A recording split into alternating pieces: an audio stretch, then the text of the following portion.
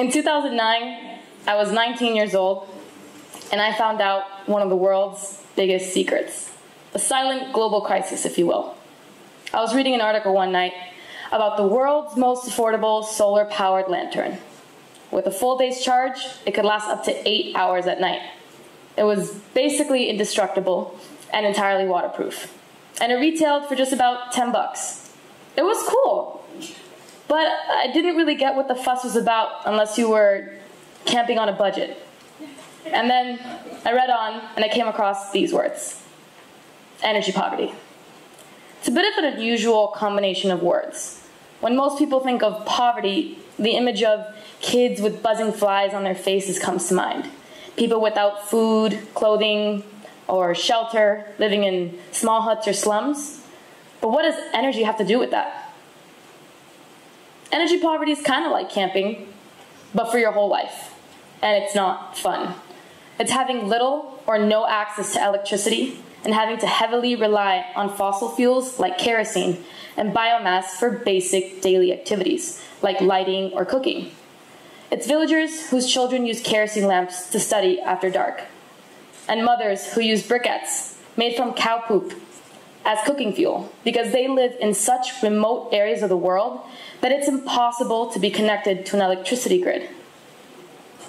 It's breathing in a dangerous cocktail of chemicals that's the equivalent of smoking 2 packs of cigarettes per day.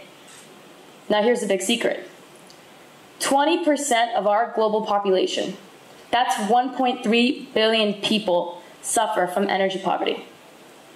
Millions of people are dying every year, millions of people, from breathing in these pollutants and developing lower respiratory infections like pneumonia, mainly in sub-Saharan Africa and South Asia.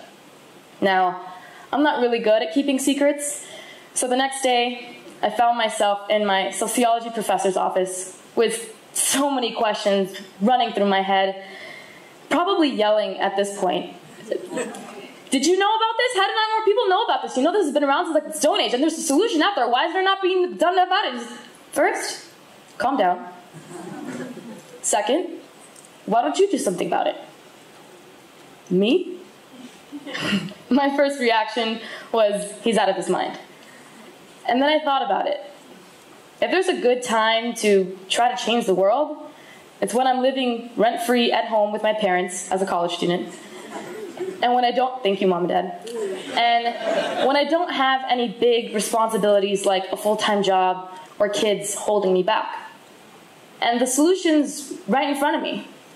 If I can replace kerosene lamps with solar-powered lighting, I could prevent tons of toxins from being released into the atmosphere. I could save these villagers money from the amount up to 30% of their income that they spend on kerosene oil. I could increase their quality of life, increase productivity at night, and I could potentially save lives, all for a small investment of $10. In today's economy, that's what, 2 lattes? And that's when he told me about CGIU, the Clinton Global Initiative University.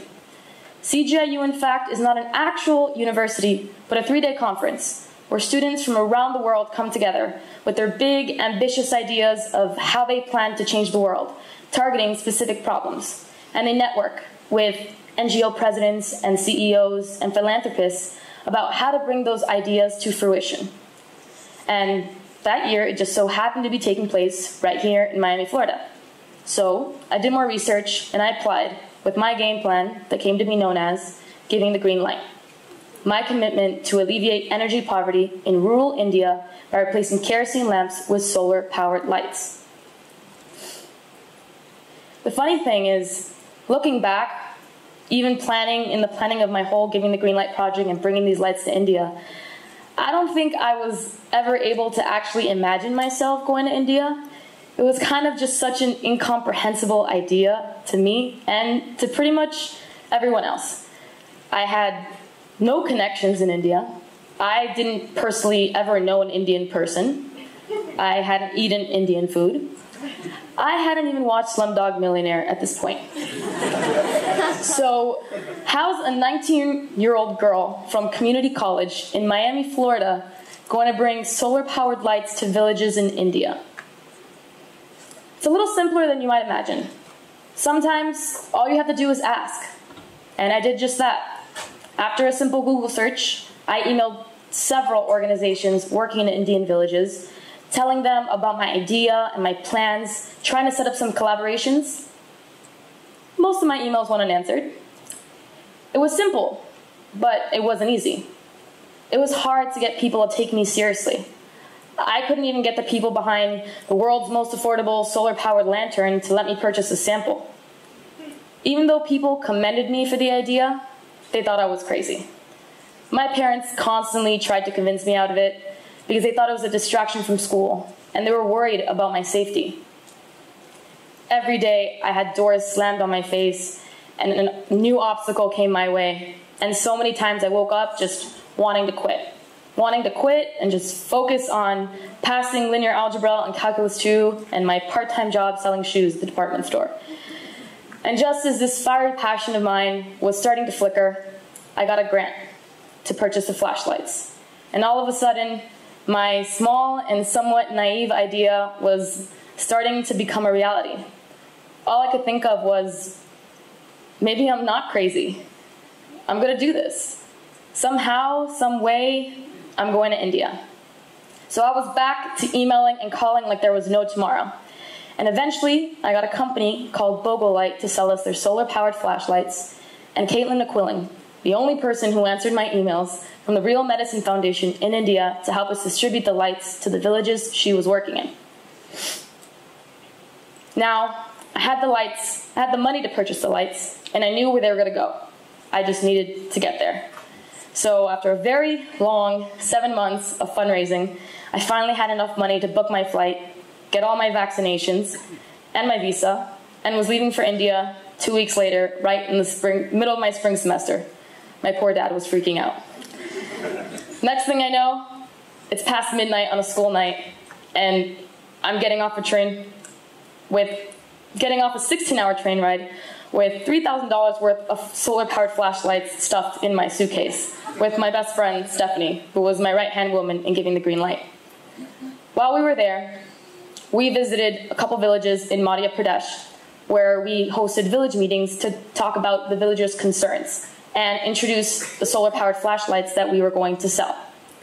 We decided that we wanted to sell them because we felt that if we gave them away for free, there might not be a sense of ownership or responsibility attached to them.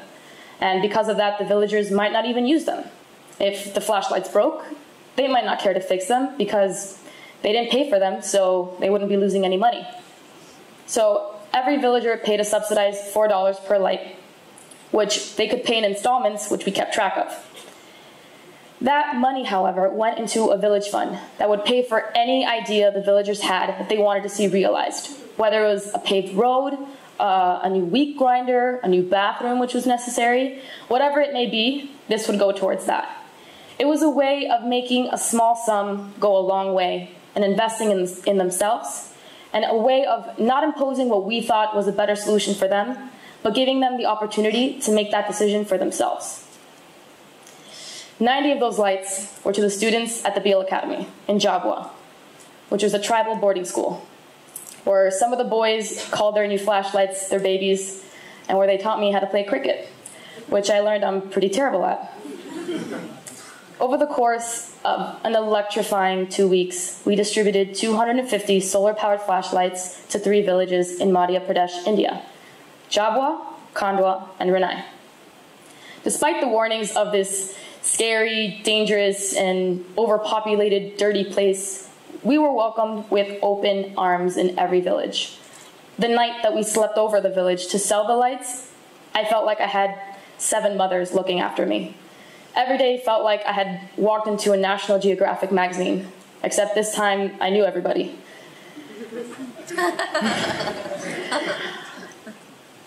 I really felt like I was a part of their community, and despite the language barrier, it didn't stop us from communicating and really connecting. I got some henna, I made some really interesting new friends, and overall, I had an amazing 2 weeks.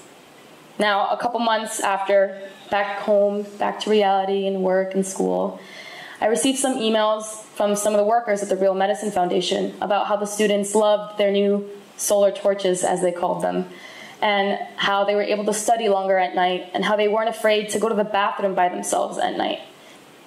And even though solar-powered lighting is not going to solve the world's energy poverty problems, it's not even going to solve the village's energy poverty problems.